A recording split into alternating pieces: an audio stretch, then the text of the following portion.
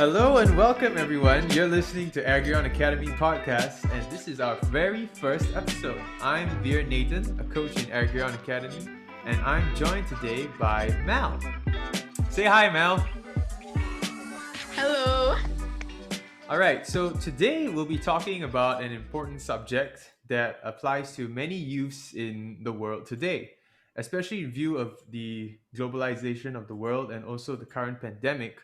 This issue is the matter of culture and education and how they connect in the schools of today.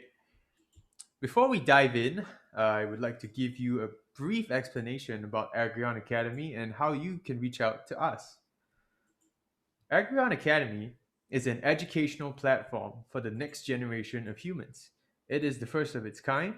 Our goal is to return to the very roots of education by creating an environment and space for people to discover their true potential through a process where they are parented, profiled, positioned, and finally powered to be all that they were meant to be. We accomplish this through workshops, videos, podcasts, private lessons at your convenience, and weekly group sessions for students to share their ideas, thoughts, and talents with people from all around the world. You can find out more about us at agrionacademy.com. So, as I said before, today we're joined by the lovely Mal. So, Mal, could you tell us a little bit about yourself and where you're from? Yes, of course. My name is Mal. I'm 16. I live in Cairo, Egypt, and I've been in Agrion Academy for 2 years now.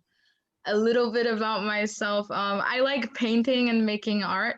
I'm actually a media student, and I just love art. Oh, all right. That's awesome.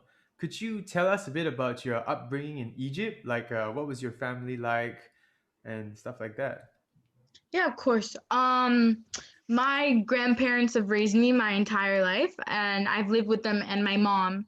So in Egypt, I think my grandparents have been like more like traditional, on like in that sense. But my mom has also like been more modern, and I think like both of them living with both of them has definitely made it like somewhere in between. And living in Egypt, like in a traditional and like kind of like modern household at the same time has been kind of difficult. So Oh, I see. So it's kind of like traditional plus modern. And would you say that your grandparents are the main ones leading the household, and how the family runs is mainly how they decided to be? yes, definitely. Ah, I see. Are you close with your grandparents? Yeah, I am. Oh, that's nice. Oh, it's interesting to hear about your life and culture. From what I understand, you've studied in international schools your whole life. Is that correct? Yes, I've been studying at a Canadian school and an Ontario system my entire life. Oh, I see. Ever since you were how old? Oh, well, I've been going to my school for 10 years now, so I think 6, 7. Oh, wow. That's interesting. The same school? Yes, the same school. Wow. I'm sure you've got a lot of memories there.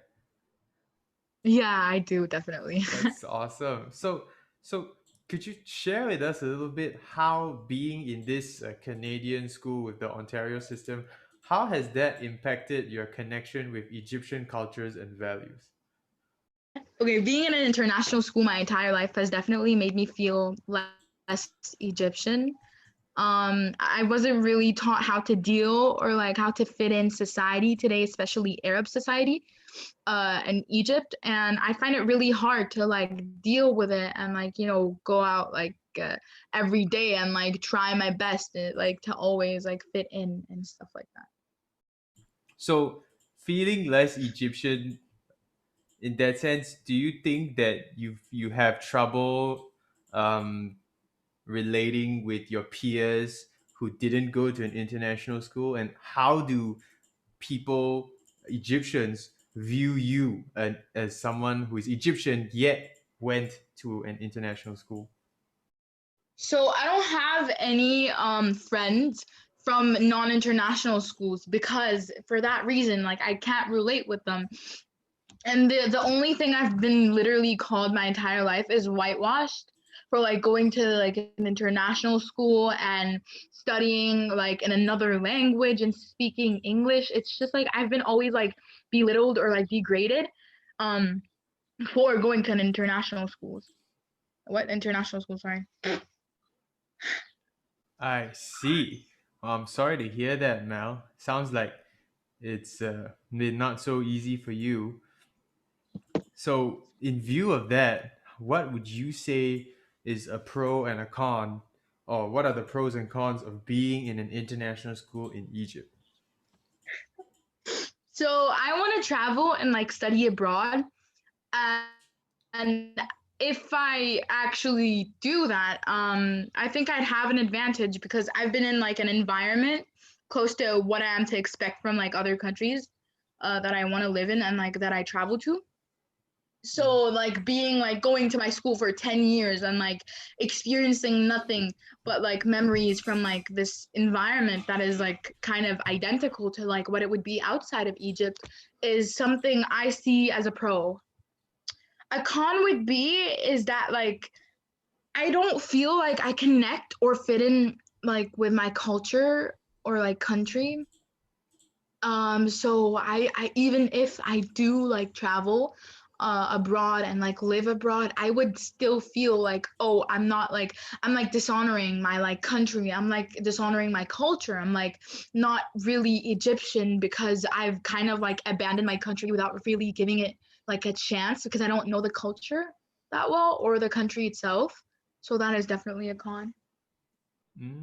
I see. So, are you saying that in your school, your international school, they don't really teach you that much about Egyptian culture or history or the language?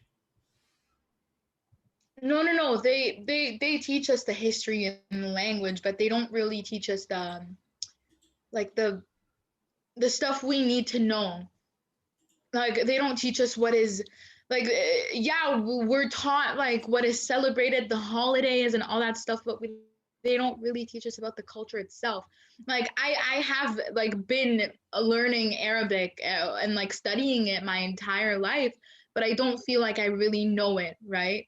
So I is just so feel you're like saying that the environment is so different from Egyptian culture that it's like it's like it's like me. So like me being a Singaporean, if I was to teach you about Egyptian culture, it would just not be the same, right? Because I'm not Egyptian, so I can't give you that same environment. Is that what you're saying?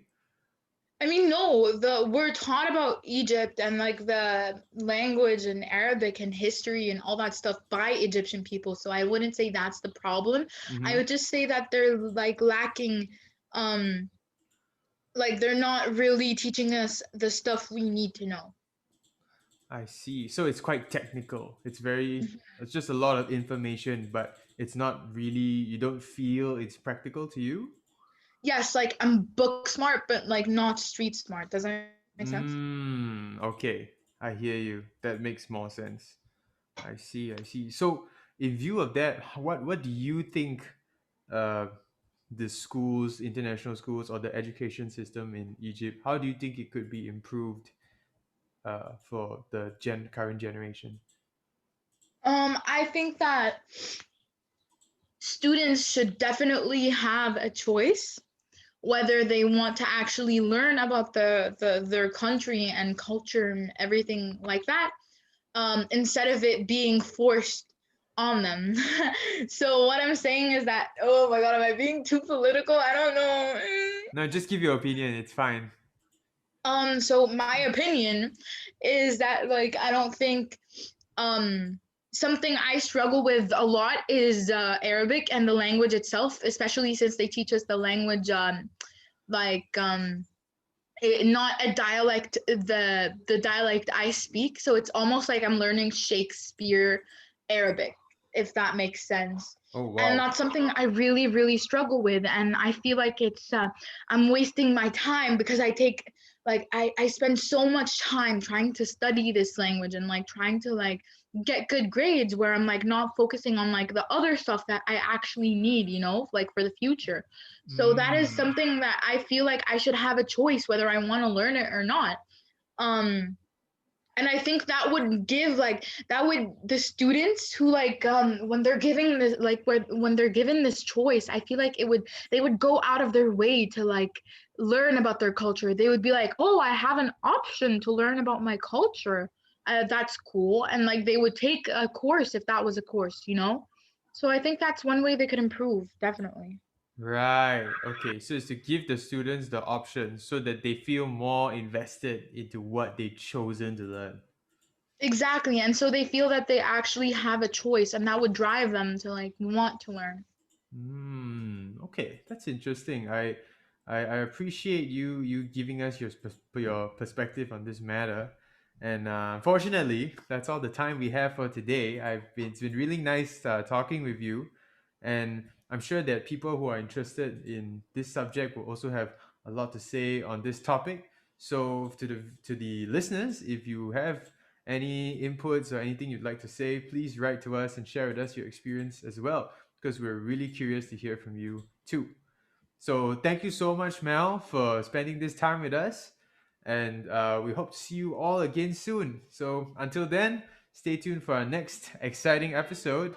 I've been Via Nathan, and I look forward to seeing you in Agrion Academy.